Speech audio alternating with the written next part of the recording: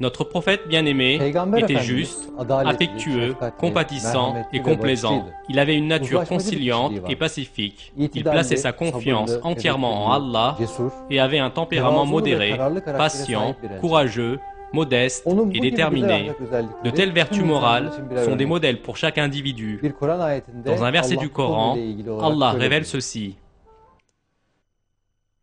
En effet, vous avez dans le messager d'Allah un excellent modèle à suivre pour quiconque espère en Allah et au jour dernier et invoque Allah fréquemment. Kur'an ayetlerinde Tout comme le Coran, Peygamber les Efendimiz citations sallallahu racontées aleyhi ve par ses sellemin compagnons güzel ahlak özellikleri detaylı olarak anlatılmıştır. nous donnent de considérables informations au sujet de la vertu morale de notre bien-aimé prophète. De nombreux détails relatifs à ses relations familiales et aux croyants autour de lui y sont mentionnés.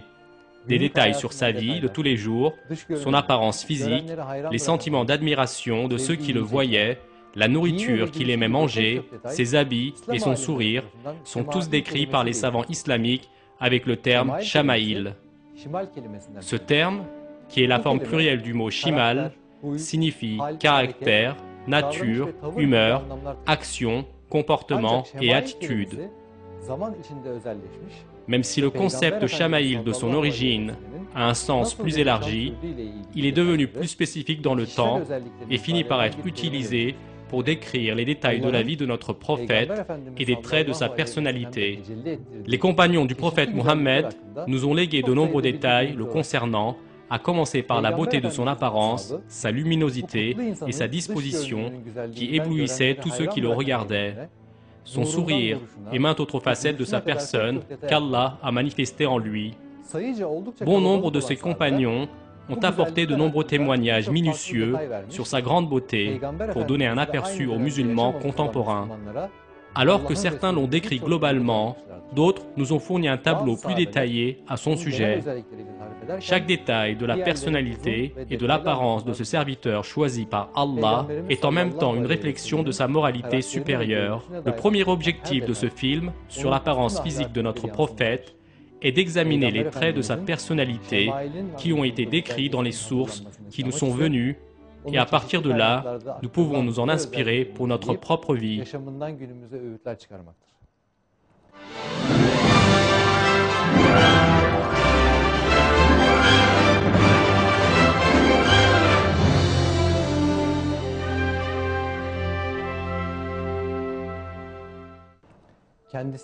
Comme nous pouvons le constater de la part de ceux qui l'ont vu personnellement, le prophète Mohammed était extrêmement beau, avec un corps bien proportionné et un visage qui pouvait vous couper le souffle. Il avait également un corps très athlétique et très puissant. Les compagnons ont décrit la beauté physique de notre prophète comme suit. Le messager d'Allah était très beau et très attirant. Son visage béni brillait comme la pleine lune. Son nez était très beau. Il avait une barbe épaisse, de grands yeux et des joues plates. Sa bouche était grande et ses dents aussi étincelantes que des perles. Son cou était comme une poutre en argent. L'espace entre ses épaules était large et les extrémités des os de ses épaules étaient épaisses. Le petit-fils du calife, Ali, Ibrahim ibn Muhammad relate. En parlant de notre cher prophète, mon grand-père Ali a décrit ses qualités comme suit. Il n'était ni excessivement grand, ni petit, mais était de taille moyenne. Il n'avait ni les cheveux trop bouclés, ni trop droits, mais un mélange des deux. Son teint était d'un blanc rougeâtre, il avait de grands yeux noirs et de longs cils, les extrémités de ses épaules étaient fortes. Il avait une poitrine plus belle que n'importe qui, était plus véridique dans ses mots que n'importe qui, avait la plus gentille nature et la plus noble descendance de tous. Ceux qui le voyaient étaient en admiration devant lui, et ceux qui le connaissaient l'aimaient. Ceux qui l'ont décrit disent qu'ils n'ont jamais vu une telle personne auparavant.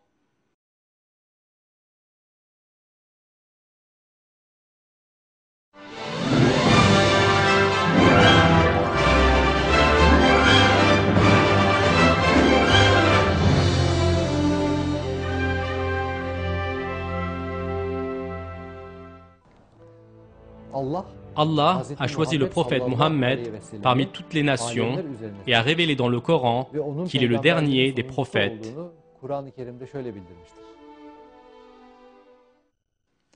Muhammad n'a jamais été le père de l'un de vos hommes, mais le messager d'Allah est le dernier des prophètes.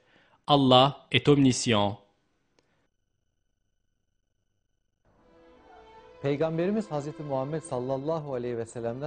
Aucun prophète ne sera envoyé après le prophète Mohammed, et le Coran sera la dernière révélation descendue pour guider les gens vers le droit chemin. Allah a manifesté cet aspect unique de notre prophète avec une marque sur son corps. D'après les sources islamiques, cette marque entre les omoplates de ses épaules est connue comme le sceau des prophètes. Il est rapporté par Wahb ibn Munabbih que les autres prophètes avaient également des marques similaires, mais celle du prophète Mohammed était différente.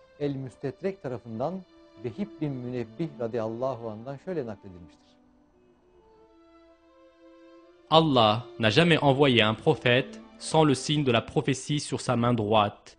Le prophète Mohammed était la seule exception. Son symbole de prophétie était non pas sur sa main droite, mais entre ses épaules. Lorsqu'on le lui a demandé, le prophète a dit « Cette marque entre mes épaules est comme celle des prophètes avant moi. »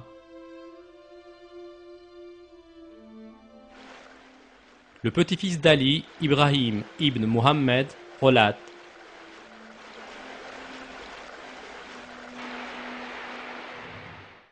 en décrivant les qualités de notre prophète, mon grand-père Ali nous réitérait tous les hadiths concernant la description de son apparence, puis disait: le sceau de la prophétie était situé entre ses épaules. Il était le dernier des messagers. Abu Nadra a dit: j'ai demandé à Abu Saïd Khudari concernant le sceau du messager d'Allah. Il a dit: c'était un morceau de chair élevé qui était sur son dos.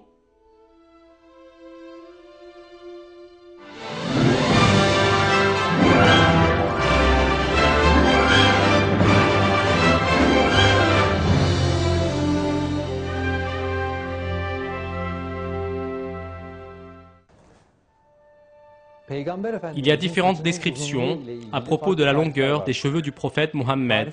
Il est normal qu'il y ait des différences, car les gens qui ont rapporté ceci l'ont vu en différentes occasions où ses cheveux ont dû être de différentes longueurs.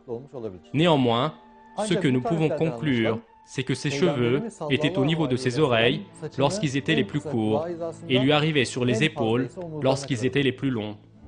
Anas bin Malik rapporte: les cheveux du messager d'Allah lui arrivaient jusqu'à la moitié des oreilles. Notre mère, Aïcha, raconte: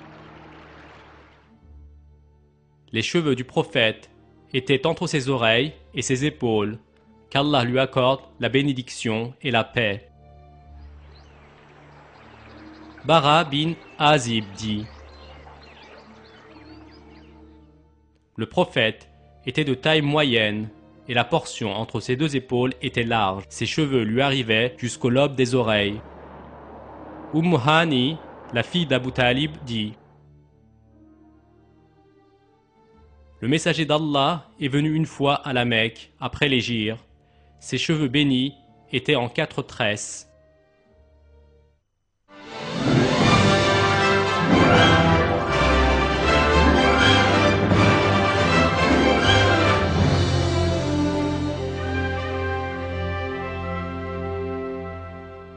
Le prophète avait des cheveux et une barbe très soignés. Le Coran invite les croyants à se purifier.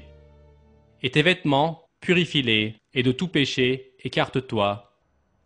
Notre prophète attachait beaucoup d'importance à la propreté, et donc aux soins de sa barbe et des cheveux.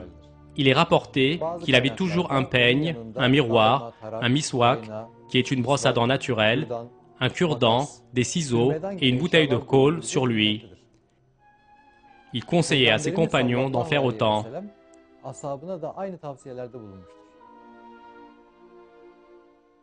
Celui qui a des cheveux doit les honorer. Peygamberimiz sallallahu aleyhi ve sellemin saç ve Concernant ses cheveux ilgili et diğer sa barbe, açıklamalar şu şekildedir. Simak bin Harb Simak bin Harb raconte: radıyallahu anh aktarıyor. On a demandé à Jabir bin Samura concernant les cheveux blancs du messager. Il a répondu: quand il huilait ses cheveux blancs n'étaient pas visibles, mais quand il ne les huilait pas, ils l'étaient.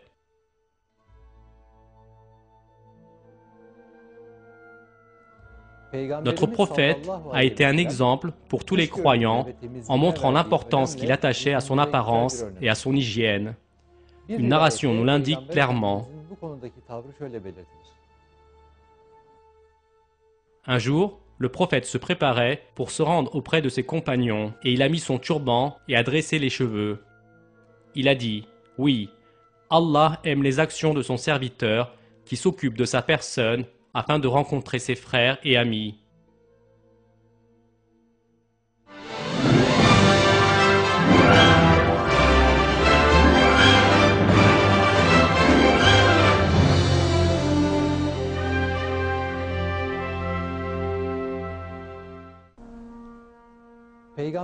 Ses compagnons ont donné beaucoup de détails concernant les habitudes vestimentaires du prophète. En plus, les conseils que le prophète a adressés aux croyants concernant la manière de s'habiller révèlent l'importance qu'il attachait à ce sujet. Par exemple, un hadith raconte ceci: un homme demande: et si un homme aime ses vêtements tels qu'ils sont et les trouve convenables ainsi que ses chaussures? Le prophète répondit: Allah est beau et aime la beauté.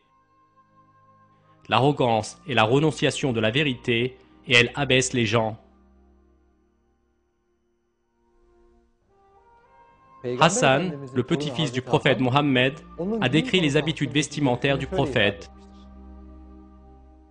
Notre prophète nous recommandait de nous vêtir de nos meilleurs habits et de nous parfumer avec les meilleurs parfums qu'on pouvait trouver. Un autre hadith du prophète: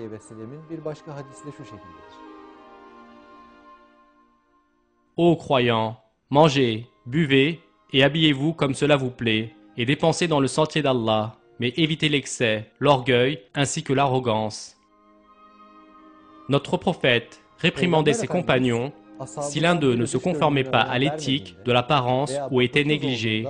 Abu al-Havas raconte comment son père a dit: un jour, alors que je portais un vêtement négligé, je suis allé voir le prophète.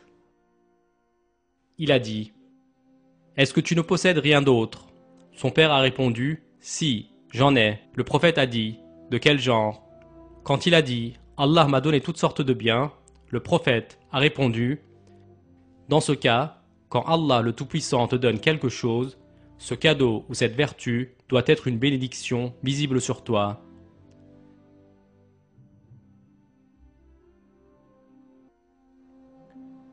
Quelques-unes des informations racontées par les compagnons à l'égard des habitudes vestimentaires de notre prophète. Abdullah ibn Abbas raconte: j'ai vu que le messager d'Allah était vêtu de ses plus beaux habits.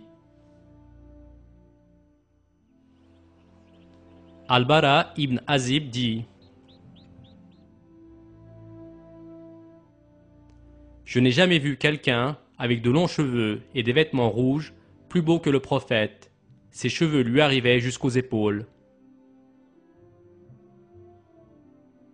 Abdullah ibn Abbas relate: le prophète a dit: portez des vêtements blancs, car ils sont parmi vos meilleurs vêtements.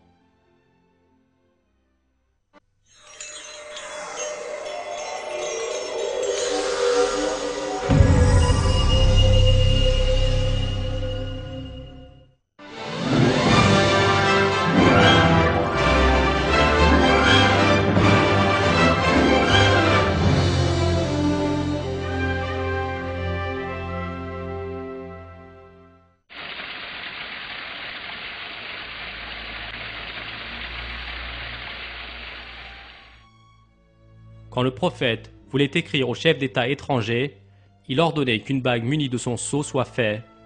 La blancheur de la bague du prophète d'Allah est toujours visible à mes yeux. L'inscription qui était gravé était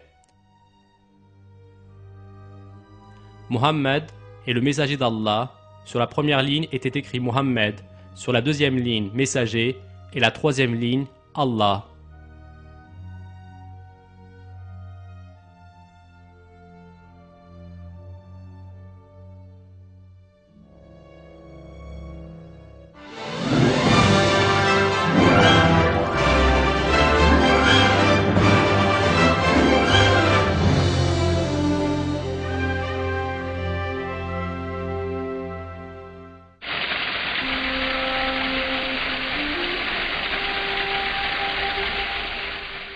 Abu Huraira rapporte: Je n'ai pas vu quelqu'un plus beau que le messager d'Allah. C'est comme si l'éclat du soleil brillait sur son visage béni. Je n'ai pas vu quelqu'un qui marchait aussi vite que lui, comme si la terre se pliait pour lui. Quelques moments auparavant, il était là, puis là-bas. On trouvait cela difficile de le suivre quand nous marchions avec lui, alors qu'il marchait à sa vitesse normale. Yazid ibn Mirsad dit: Quand il marchait, il se déplaçait majestueusement, mais rapidement. Ceux qui étaient en sa compagnie n'avaient pas le même rythme que lui. Abu Ataba dit: Quand il marchait à vive allure. Quand il marchait, il levait ses jambes avec vigueur, se penchait légèrement devant et plaçait ses pieds doucement sur le sol pour ne pas faire de bruit ou soulever de la poussière. Il marchait vite, à grandes enjambées. Il ne faisait pas de petits pas. Quand il marchait, il nous semblait qu'il descendait vers le bas. Quand il regardait quelque chose, il tournait tout son corps vers cela. Il ne regardait jamais de droite à gauche. Son regard béni était attiré vers le sol plutôt que vers le ciel. Ses habitudes nobles étaient de regarder avec un regard léger. Lorsqu'il marchait avec ses compagnons, il les faisait marcher devant pendant qu'il les suivait à l'arrière. Il saluait toujours en premier lorsqu'il rencontrait quelqu'un.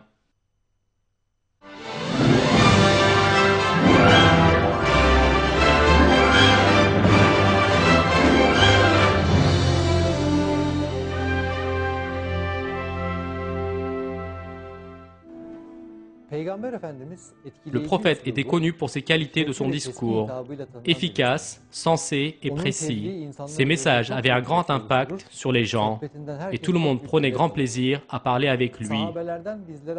De nombreuses narrations venant de la part de ses compagnons confirment cela. En voici quelques-unes.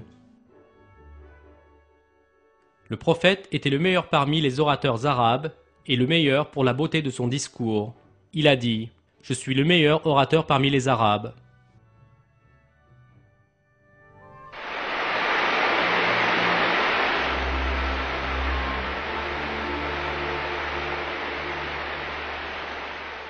Aïcha décrit la façon de parler du prophète. Le messager d'Allah parlait très brièvement.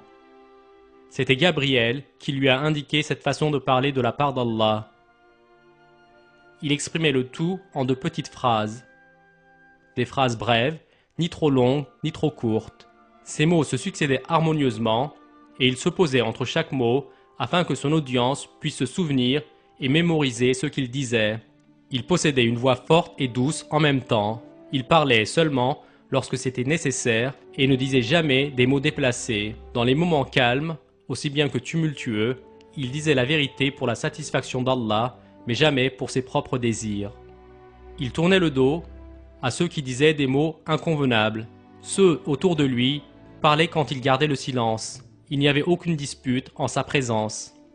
Il souriait toujours jovialement à ses compagnons.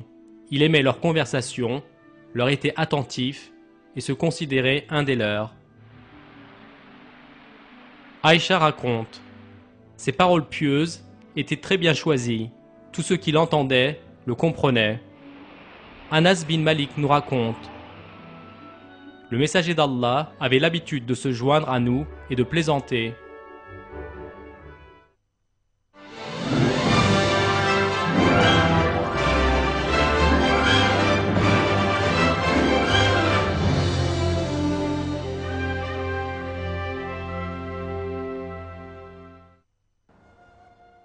Peygamber Efendimiz sürekli mis Notre gibi prophète tertemiz, sentait toujours très hoş ve frais güzel et kokar, propre et a Müslümanlara recommandé aux temizliği musulmans d'en faire autant. Sahabelerden rivayet edilen bilgilerde Des narrations nous Peygamberimiz sont venues de ses sallallahu aleyhi ve compagnons sur cet sellemin bu güzel aspect. özelliği hakkında detaylar aktarılmaktadır. Bunlardan Anas bin bazılarını Malik şöyle- dit: Enes bin Malik radıyallahu anh şöyle ifade etmektedir. Lorsque le messager d'Allah passait dans un chemin de Médine, les gens disaient que le prophète venait parce qu'ils sentaient tout de suite son odeur agréable. Nous savions que le prophète venait grâce à la saveur de son odeur.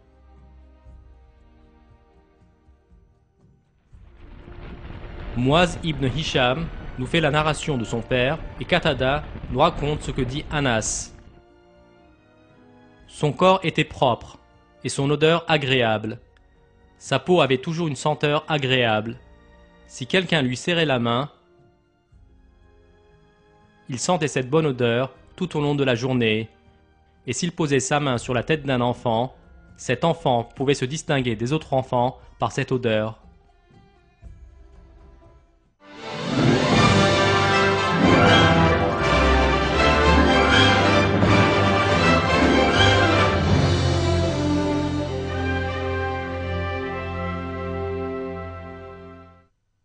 Il n'aimait pas la nourriture trop chaude. Parmi la nourriture qu'il aimait le plus, c'était la viande. Parmi les légumes, le prophète aimait le potiron. Il avait l'habitude de manger de la viande d'oiseau. De toutes les dattes, il préférait la date ajwa. Hazreti Aïcha dit, radıyallahu anh, concernant la nourriture favorite de notre Peygamberimiz sallallahu aleyhi ve prophète, sellemin sevdiği yiyeceklerle ilgili şunları söylemiştir. le messager d'Allah aimait le halwa et le miel. Le messager d'Allah mangeait des melons avec des dattes fraîches. Jabir raconte: il ne dénigrait jamais un repas, il le mangeait s'il l'aimait, et s'il ne l'aimait pas, il ne le mangeait pas. Mais il ne se plaignait pas aux autres concernant la nourriture. Peygamber Voici Efendimizin certaines des sevdiği nourritures bazı qu'aimait yiyecekler notre için söylediği prophète sözlerden selon bir ses tanesi paroles. şöyledir. Le vinaigre, quel bon accompagnement. Les champignons nous procurent de la force. Servez-vous de l'huile d'olive en tant que nourriture et pommade, car elle provient d'un arbre béni.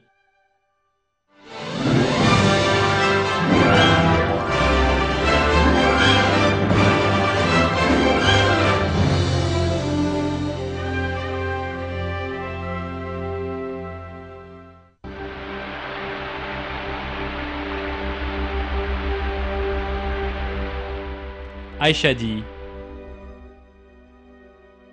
la boisson préférée du messager d'Allah était sucrée et fraîche. Notre prophète aimait les boissons comme le sorbet au miel, des jus de dattes et de raisin. La meilleure boisson du messager d'Allah était sucrée et fraîche. Il préférait le sorbet au miel parmi toutes sortes de sorbets. Il aimait le lait plus que toutes les autres boissons. Ce que notre prophète a dit concernant le lait: quand l'un de vous mange, il doit dire: ô Allah, bénis-nous cette nourriture, et pourvois-nous meilleur que cela. Quand on lui donne du lait, il doit dire: ô Allah, bénis-nous le lait, et pourvois-nous meilleur que cela, car aucune nourriture ou boisson satisfait autant que le lait.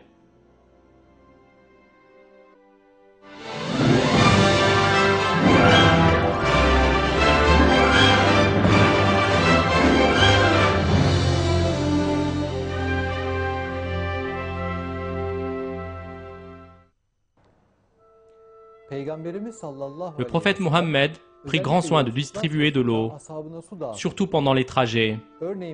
Pendant un voyage en particulier, il s'est arrêté et a demandé à servir à boire autour de lui. Après s'être lavé les mains et le visage, il a bu de l'eau et demandé à ses compagnons de verser un peu d'eau sur leur visage et cou. Après avoir bu, il a prié ainsi: toutes louanges vont à Allah, qui a créé l'eau douce et délicieuse de par sa grâce, et ne l'a rendue ni salée ni amère. À une autre occasion, notre prophète a dit: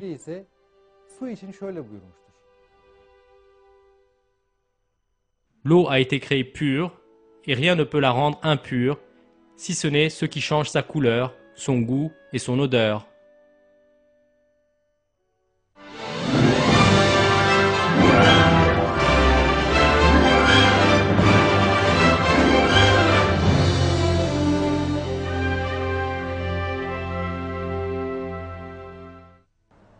L'imam al-Razali, aussi connu comme Hujjat al-Islam, a compilé certaines caractéristiques du prophète Mohammed de la part des grands savants islamiques tels que Tirmizi, Tabarani, Bukhari, Muslim, Imam Ahmad, Abu Daoud et Ibn Majah.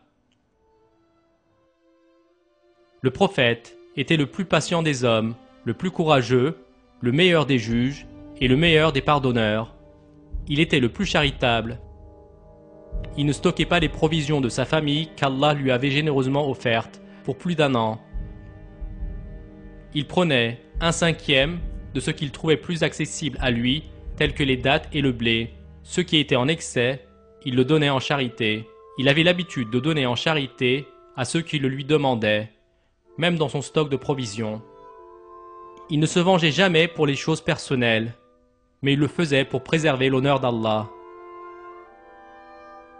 Il aimait dire la vérité, même si parfois cela posait problème à lui ainsi qu'à ses compagnons.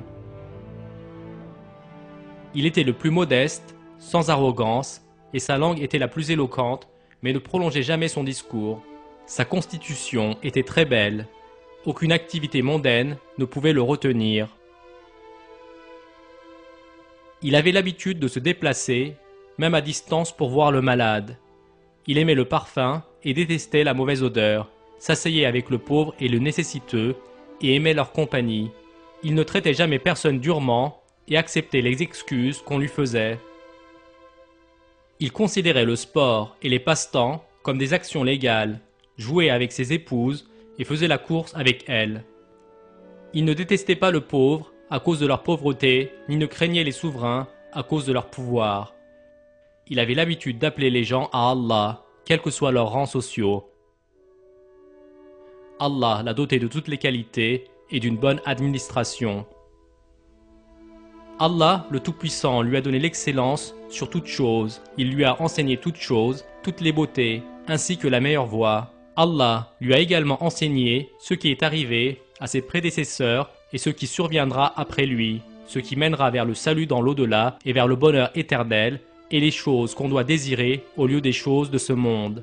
Qu'Allah nous aide à obéir à ses commandements et à mettre en pratique ses actions.